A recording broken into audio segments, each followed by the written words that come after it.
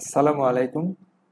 Talent আপস্কিলের পক্ষ থেকে শুভেচ্ছা। অষ্টম শ্রেণী বাংলা ভাষণ গণিত অনুশীলনী 4.3।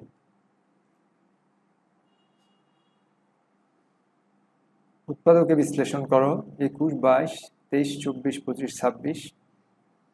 এর মধ্যে 21 এবং 22 ঘনফল আকারে দেয়া হয়েছে, আর বাকিগুলো স্কোয়ারে আছে। আমরা যে দুইটা ঘনফলে আছে সেই দুইটা আগে করব, 21 এবং 22। এটা দেখি বোঝা যাচ্ছে যে a cube plus b cube আর a cube minus b cube সূত্র প্রয়োগ করে আমরা করব। আমরা জানি যে উৎপাদকে বিশ্লেষণের জন্য এ ঘনফলের যে সূত্র a cube plus b cube, যখন উৎপাদকে বিশ্লেষণ করতে বলবে এবং ঘনফলের সূত্র ব্যবহার করতে হবে, তখন আমরা এগুলোকে ব্যবহার করব। a cube plus b cube সমান a plus b into a square minus a b plus b square. আরেকটা a cube minus b cube সমান সমান a minus b into a square plus a b plus b square. আমরা 21 নম্বর করি। 21 x minus y whole cube plus z cube, ওটাকে কোন সূত্রে ফেলতে পারি আমরা? A cube plus b cube সূত্রে। তাহলে আমরা এটাকে যদি এ ধরি আর এটাকে বি ধরি, জেডকে বি ধরি, তাহলে আমরা কি লিখব? এ প্লাস বি মানে x minus y plus z, এটা হলো a plus b into a square, এখানে এ হলো x minus y, a square minus a b x minus y into z plus b square মানে z square সমান সমান x minus y plus z into, আমরা just সরল করছি, bracket উঠে ফেলছি, ইন্টু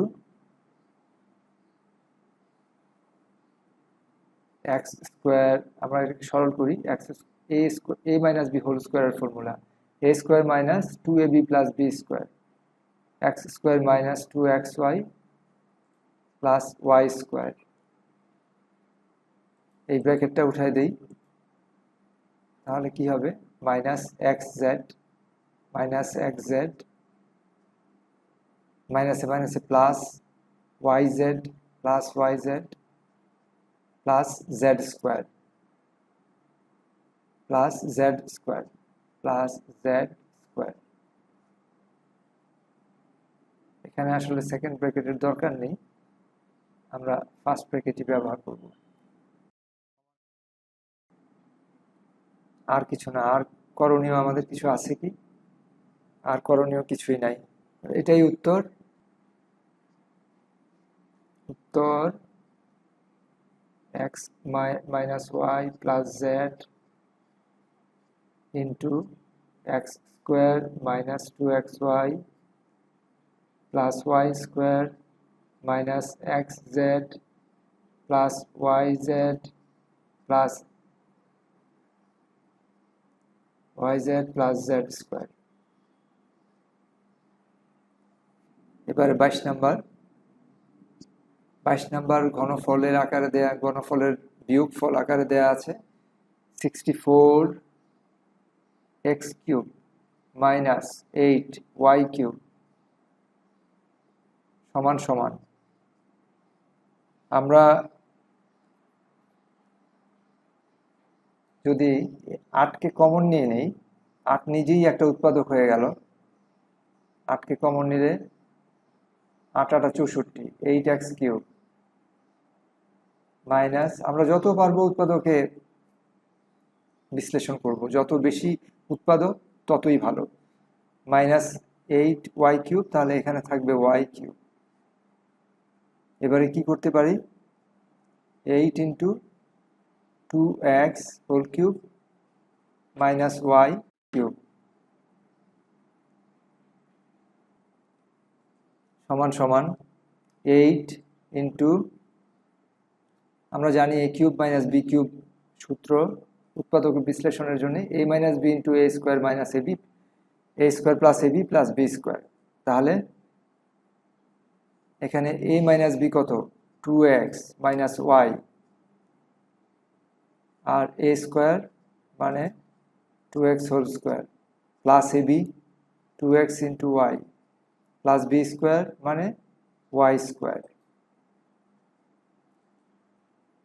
সমান সমান 8 ইন্টু 2x মাইনাস y into 4x square, just সরল করছি, plus 2xy plus y square. এটাই উত্তর। এবারে আমরা করব 23, 24, 25 এবং 26। এই অঙ্কগুলো একটা নির্দিষ্ট আকারের রাশি, সেটা হলো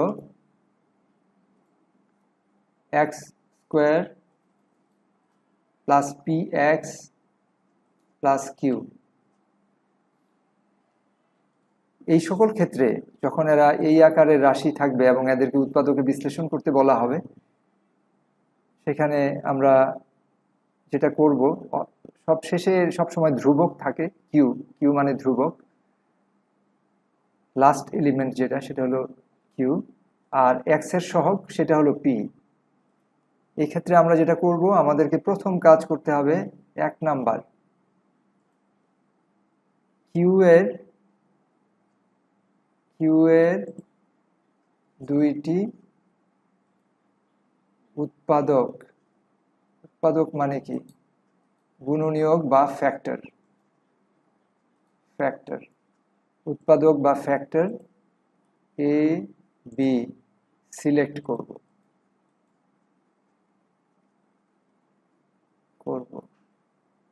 যেন 2 নাম্বার কিউ সমান সমান এ পূরণ বি হয়, 3 নাম্বার পি সমান সমান এ প্লাস বি হয়। তাহলে আমরা কি করব, কিউ এর দুইটা উৎপাদক বা ফ্যাক্টর এ বি সিলেক্ট করব, যেন কিউ সমান সমান এ পূরণ বি হয়, আবার পি সমান সমান এ প্লাস বি হয়। আমরা এখন করে দেখব একটা। প্রথমে করি আমরা 23 number, 23, x square plus 14x plus 40, x square plus 14x plus 40। এখানে কিউ কত, 40, পি কত, 14, সমান সমান আমাদেরকে তাহলে কি করতে হবে, কিউ 40-র দুইটা উৎপাদক নির্বাচন করতে হবে, যেন গুণফল 40 হয় আবার ওটা সমষ্টি 14 হয়। 40 সমান সমান 4 পূরণ 10, আমরা যদি 4 আর 10কে সিলেক্ট করি, আবার 14 সমান সমান 4 প্লাস 10, তাহলে আমরা লিখতে পারি x স্কোয়ার প্লাস 4x, 4 এবং 10 প্লাস 10x প্লাস 40 সমান সমান x কমন নেই, x প্লাস 4 প্লাস 10 কমন নেই, x প্লাস 4 সমান সমান x plus 4 into x plus 10। এই উত্তর, x plus 4 into x plus 10।